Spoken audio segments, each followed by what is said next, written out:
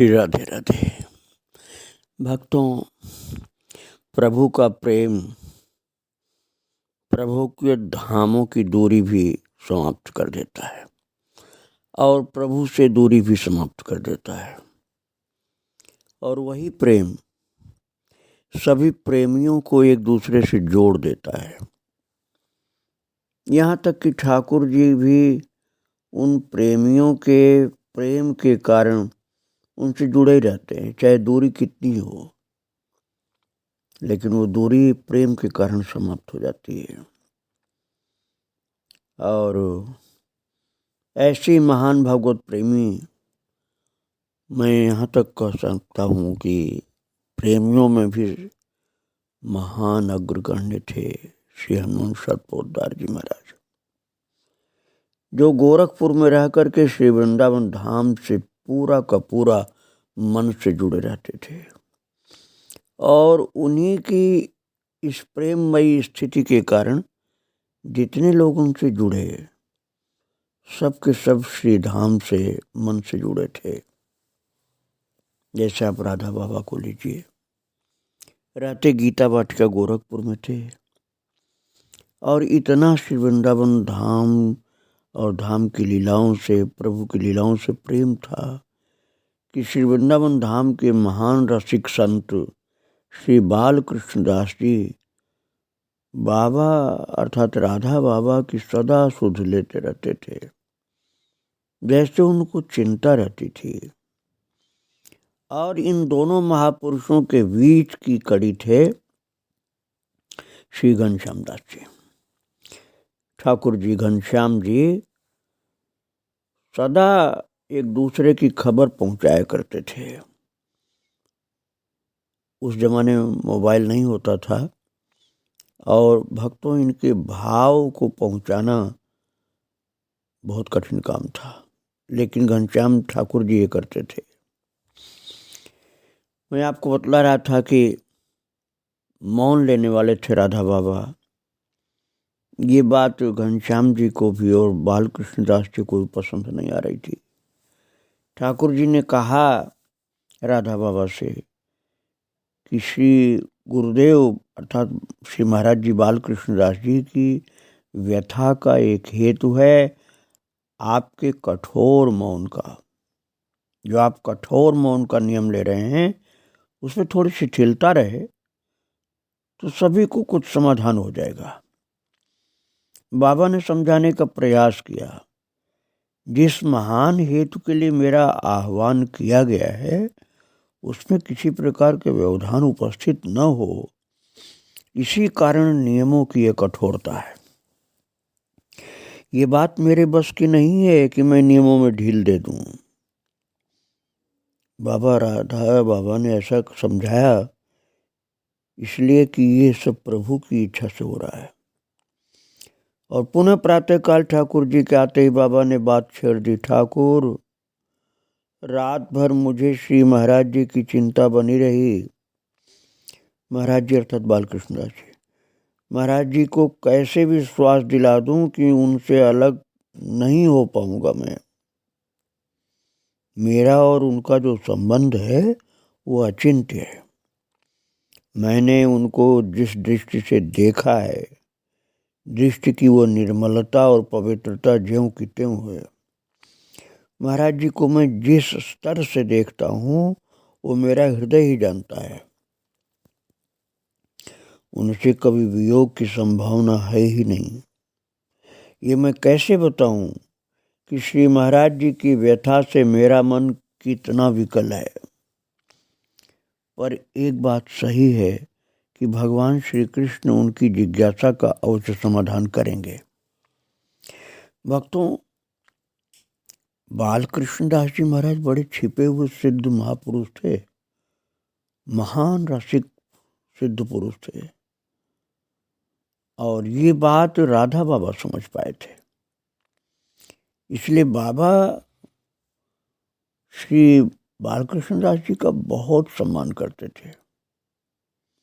बाबा बार बार कह रहे थे कि शरीर के बने रहने अथवा चले जाने के संबंध में दोनों संभावनाएं समान हैं, पर बाबा द्वारा ऐसा कह दिए जाने के बाद भी उनके कहने के ढंग से तथा उनके मुख की मुद्रा से ये स्पष्ट लग रहा था कि अभी बाबा का शरीर रहेगा। बस बाबा शब्दों में स्वयं को बांधना नहीं चाह रहे थे। बातचीत से इस प्रकार की आशा की कुछ किरणें तो बिखरी हैं और एक प्रकार से प्रच्छन्न आश्वासन मिला ही है। और भक्तों, गोरखपुर से जो सन 78 में पत्र आया, उसके वृंदावन पहुंचने के पहले ही श्री महाराज जी की तबीयत इतनी अधिक खराब हो गई कि वृंदावन के रामकृष्ण मिशन अस्पताल में 1 दिसंबर 78 को भर्ती कराया गया। अस्पताल में श्री महाराज जी जब तक रहे तब तक वे सामान्यतः प्राकृत धरातल पर रहे ही नहीं। इस अवधि में दिनांक 3, 4 और 7 दिसंबर को उन्हें विशेष अनुभूति हुई। भावाविष्ट अवस्था में उन्हें अनुभव हुआ कि वे गोरखपुर की गीता वाटिका में और उसी कुटिया में हैं जिसमें उन्हें हर बार ठहराया जाता था। वे उस कुटिया से अत्यंत स्फूर्तिपूर्वक चलकर पूज्य बाबा की कुटिया नेह निकुंज पर पहुंच गए। वहां पहुंचकर उन्होंने देखा कि पूज्य बाबा अपने वास्तविक भाव स्वरूप में अर्थात महाभाव स्वरूपा श्री राधा रानी के रूप में गंभीर विचार करते हुए अपनी कोमल शैया पर लेटे हुए हैं। उन्होंने अपने कपोल पर एक उंगली रख रखी थी जिससे उनकी छवि और मुद्रा विलक्षण रूप से मनोहारिणी बन गई। उनके निकट एक नव किशोरी सखी भी स्थित है।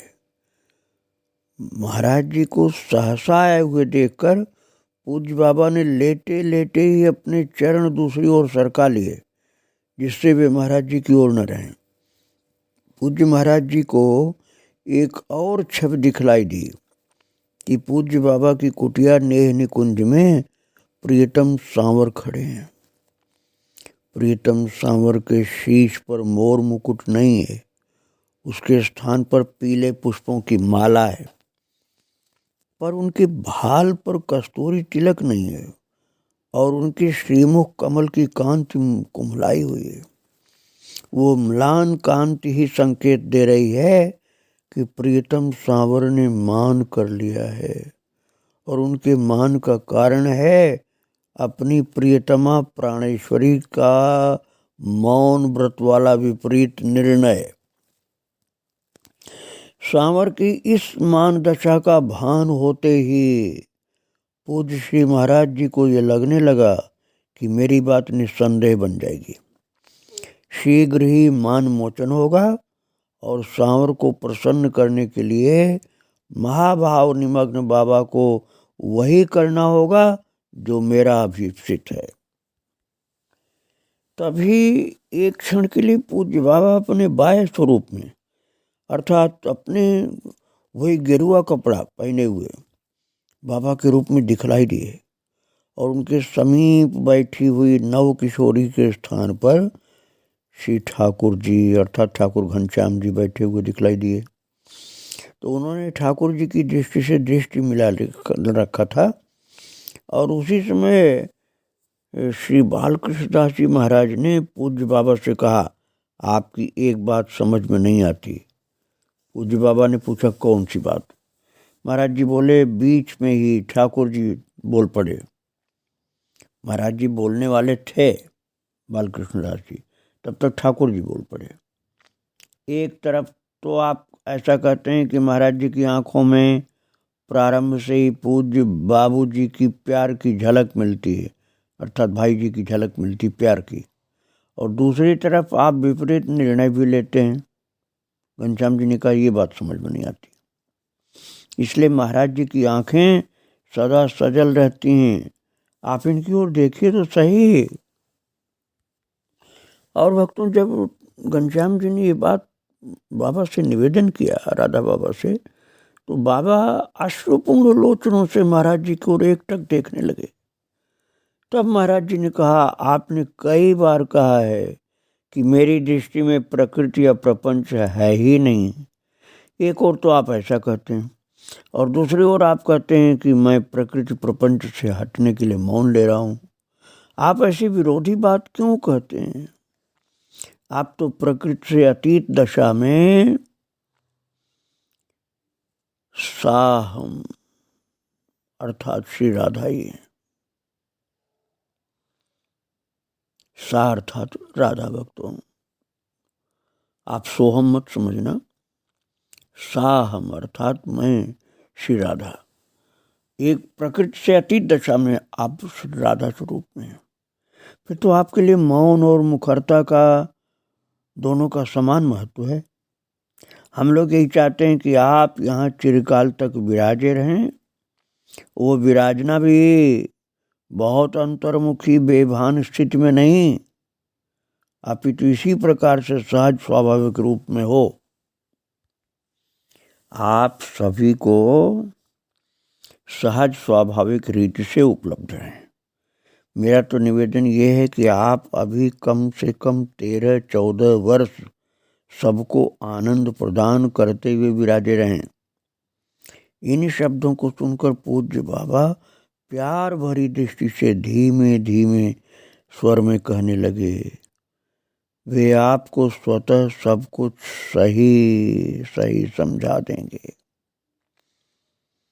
इसके बाद श्री महाराज जी को जब चेतना आई तब उन्होंने अपने को वृंदावन के रामकृष्ण मिशन अस्पताल के वार्ड में पाया। भक्तों, एक अवचेतन मन की अवस्था में सारे दृश्य उनको दिखलाई पड़े थे जो अब तक देख रहे थे। अब बाह्य चेतना हुई तो देखा वो तो अस्पताल में है। और भक्तों, दिनांक 4 दिसंबर का दिवस भी भाव की गहरी स्थिति में व्यतीत हुआ। पूज्य महाराज जी को भाव दशा में ऐसा दिखाई दिया कि गोरखपुर की गीता वाटिका बहुत अच्छी तरह सुसज्जित है। मुख्य द्वार से लेकर बाबा की कुटिया तक कदली स्तंभ प्रस्थापित किए गए हैं। पुष्पों की माला स्थान स्थान पर परिशोभित हो रही है। पुष्पों को वसंती रंग के धागे में गुम्फित करके सुंदर बंधनवार बनाई गई है और इसे संपूर्ण गीता वाटिका को समलंकृत किया गया है। समाधि परिसर को विशेष रूप से सजाया गया है। भक्तों, श्री भाई जी की समाधि की बात मैं आपको सुना रहा हूँ कि कितना सम्मान है भाई जी की समाधि का कि उसको विशेष रूप से सजाया गया देखा उन्होंने। और प्रवेश द्वार से लेकर बाबा की कुटिया नेह निकुंज तक जाने वाला पथ बहुत सुंदर है। पथ की धूलिकण मृदुल मंजुल हैं। पुष्पों की वर्षा होने से ये पथ पुष्पों से अत्यधिक और आद्यंत समाच्छादित है। ये सारा दृश्य अत्यंत आह्लाद का सूचक था। जब इस भावानुभूति की सरस धारा में विराम आया तो पूज्य महाराज जी अर्थात बालकृष्ण दास जी महाराज ने स्वयं को बाह्य दशा में अस्पताल की बेड पर पाया। भाव की दशा में अब तक जो भी अनुभव में आया उसकी स्मृति से मन अत्यधिक विस्मय में था, पर भावानुभूति की सरस धारा में विराम आ जाने से हृदय में व्यथा भी कम नहीं थी। अस्पताल की प्राइवेट वार्ड में उस समय जो लोग पूज्य श्री महाराज जी की सेवा परिचर्या में संलग्न थे, उन लोगों से श्री महाराज जी ने कहा, जानते हो कि गीता वाटिका में क्या हो रहा है? तो श्री कुसुम जी ने कहा, हो क्या रहा होगा, पूज्य बाबा ने मौन ले लिया होगा और अब वहाँ सन्नाटा होगा। तो महाराज जी ने कहा, सन्नाटा नहीं, इस समय परिक्रमा हो रही है वहाँ। और भक्तों, जब महाराज जी ने कहा कि सन्नाटा वहाँ नहीं, वहाँ परिक्रमा हो रही गीता वाटिका में, तो उनके ऐसा कहते ही तारीख तथा घड़ी देखकर टाइम लिख लिया गया। बाद में पूछताछ करके मिलान करने पर पता चला कि 7 दिसंबर को पूज्य बाबा की गिरिराज परिक्रमा उसी समय पर हुई थी। इस सकारात्मक समाधान के मिलने पर स्थूल स्तर पर प्रत्यक्ष चमत्कार ये हुआ कि महाराज जी के स्वास्थ्य की स्थिति में सुधार परिलक्षित होने लगा और शरीर की पीड़ा क्रमशः प्रशमित होती गई। बाद में पूज्य महाराज जी के पास श्री ठाकुर जी ने एक पत्र लिख करके भेजा। ठाकुर जी यही चाह रहे थे कि महाराज जी को किसी भी प्रकार से कुछ न कुछ सांत्वना मिल जाए। श्री ठाकुर जी ने सांकेतिक भाषा में व्यक्त करते हुए पत्र में लिख दिया कि श्री राधा बाबा ने कहा है कि महाराज जी से मेरी ओर से निवेदन कर देना कि श्री कृष्ण जैसा चाहेंगे वैसा करवा लेंगे, मेरा अपना कोई आग्रह नहीं है। और भक्तों, जब ये पत्र श्री वृंदावन धाम में श्री बालकृष्ण दास जी को महाराज को मिला तो महाराज जी को एक अवलंबन मिला और पत्र पढ़ते ही उन्होंने ताली बजाई और उल्लसित स्वर में बोल पड़े, काम हो गया। पूज्य बाबा ने श्री कृष्ण की जो ओट ली है वो तो मेरी वस्तु है, उन पर मेरा अधिकार है। अब आप सोचिए कितनी ऊंची स्थिति थी बालकृष्ण दास जी की कि राधा बाबा ने जो ये कह दिया कि श्री कृष्ण की जो इच्छा होगी वो करवा लेंगे, बस इस बात पर प्रसन्न हो गए बालकृष्ण दास जी। उन्होंने समझ लिया कि जो कृष्ण की ओट ली है तो तो मेरी वस्तु, उन पर मेरा अधिकार है कृष्ण पर। कितनी ऊंची स्थिति थी कि कृष्ण पर मेरा अधिकार बोल दिया उन्होंने। और भक्तों, 6/12/78 बुधवार की शाम को गोरखपुर में श्री बाबा स्नान के पूर्व थोड़ी देर एकांत में बैठे थे। श्री ठाकुर जी को अवसर मिल गया। गुरुवार को ब्रह्म मुहूर्त में पूज्य बाबा मौन लेने वाले थे, अतः बहुत भीड़ थी, एकांत के लिए समय ही नहीं मिल पाता था। ठाकुर जी ने पूज्य बाबा से पूछा, क्यों बाबा, वृंदावन जा कर के क्या ऐसा ही महाराज जी से कह दूं कि जब आप राधाष्टमी पर गोरखपुर आएंगे तो आपसे पूज्य बाबा आंख मिला सकते हैं? यदि इतना भी उनके प्रति हो सके तो उनकी बड़ी सांत्वना उनको हो जाएगी। ठाकुर जी की इस बात को सुनकर बाबा ने कहा, भैया मैं कैसे इसके लिए हाँ कह दूं? श्री कृष्ण ने तो केवल मैया से आंख मिलाने की ही छूट दी है। मुझे समझ में नहीं आता कि श्री महाराज जी को किस प्रकार आश्वस्त करूं। पर ठाकुर, वे श्री कृष्ण बड़े ही स्नेही हैं, बड़े ही सुहृद हैं।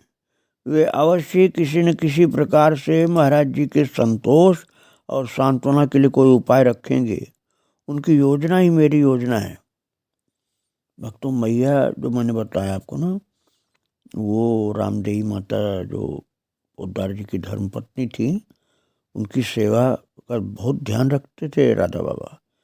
तो बस भगवान कृष्ण ने उनको उन्हीं की ओर आंख मिलाने की छूट दी थी कि माता की ओर देखोगे और उनकी सेवा पर ध्यान दोगे। और महाराज अपने निश्चय के अनुसार पूज्य बाबा ने 7 दिसंबर को मौन व्रत ले लिया। कुछ दिन वहाँ रहकर ठाकुर जी श्रीधाम वृंदावन वापस गए, अर्थात वृंदावन आ गए, और यहाँ आकर के एक पत्र गोरखपुर भेजा। और भक्तों, जो ठाकुर जी ने पत्र लिख करके भेजा वृंदावन धाम से, उसमें श्री बालकृष्ण दास जी महाराज की एक रसमयी स्थिति की भाव भी नहीं झलक थी। वो आप समझने की कोशिश करिए, कैसी अद्भुत स्थिति थी इनकी।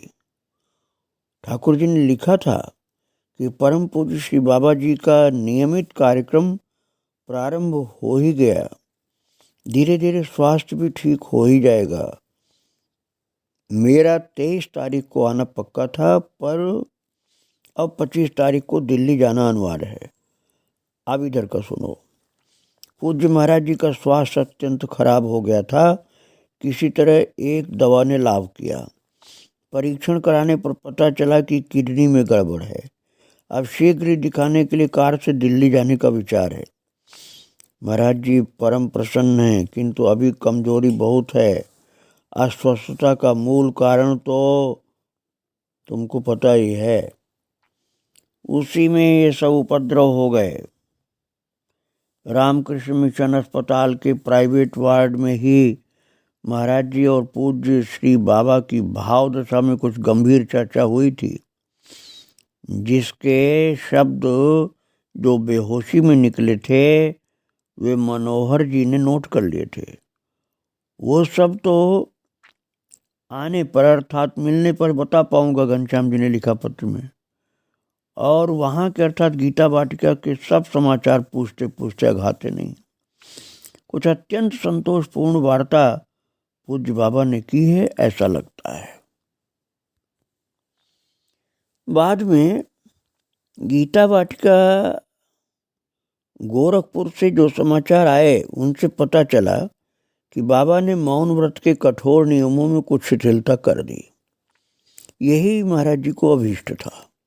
उन्होंने संवरण लीला को भी स्थगित कर दिया और भक्तों के बीच लगभग 13-14 वर्ष तक विराजते रहे, जो कि भक्तों उसी समय राधा बाबा प्रस्थान करना चाहते थे उसमें शिथिलता कर दी।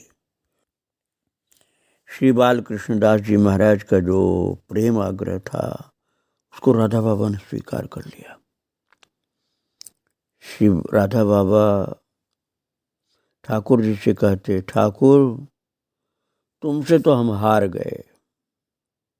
अब आप समझिए घनश्याम दास जी की स्थिति कितनी अद्भुत थी कि राधा बाबा शरीर छोड़कर प्रस्थान करना चाहते थे और ये बाल कृष्णदास जी चाहते थे कि नहीं, राधा बाबा भी और रहें संसार में, इनके रहने से कल्याण होगा जगत का। और बीच में ठाकुर जी को, घनश्याम जी को किया गया था। तो इस अपने बीच की मध्यस्थता की स्थिति को ऐसे भाव से निभाया उन्होंने कि राधा बाबा को ये कहना पड़ा कि ठाकुर तुमसे तो हम हार गए, मेरा तुम्हारे ऊपर स्नेह अब और अधिक बढ़ गया है, क्योंकि तुम श्री बाल कृष्णदास जी महाराज एवं मेरे बीच संदेश वाहक बन गए हो। यहाँ के समाचार वहाँ और वहाँ के समाचार यहाँ प्रदान करते रहते हो। इस प्रकार श्री ठाकुर जी इन दोनों महापुरुषों के मध्य सेतु बनकर परस्पर की भाव सरिता को सरसाने का कार्य करते रहे। भक्तों, ये मैं बताना चाहता हूँ आपको कि संतों के कितने प्रिय थे घनश्याम दास जी। जहाँ महान महान संतों के पास लोगों को पहुँचने में इतना संकोच या भय होता था कि लोग जल्दी मिल नहीं सकते थे, वहाँ पर ठाकुर जी को संतों के निकट जाने में भय या संकोच बिल्कुल भी नहीं था। वे बड़े बड़े उच्च कोटि के संतों के पास बेहिचक चले जाते और उनके स्नेह पात्र बन जाते थे। पूज्य श्री हनुमान सात पोद्दार जी, पूज्य श्री राधा बाबा एवं श्री बाल कृष्णदास जी महाराज के स्नेह से तो इनका समग्र जीवन ही अभिसिंचित था। इसके अलावा भी अनेक महापुरुष श्री ठाकुर जी पर स्नेह रखते थे, जिनमें श्री हरि बाबा जी महाराज, श्री आनंदमयी माता, पूज्य स्वामी शरणानंद जी महाराज प्रज्ञा चक्षु जो मानव सेवा संघ वाले थे, श्री राधा सर्वेश्वर शरण देवाचार्य जी महाराज और अर्थात श्री जी महाराज भक्तों। और इनसे संबंधित प्रसंग मैं थोड़ा थोड़ा आपको सुना भी चुका हूँ।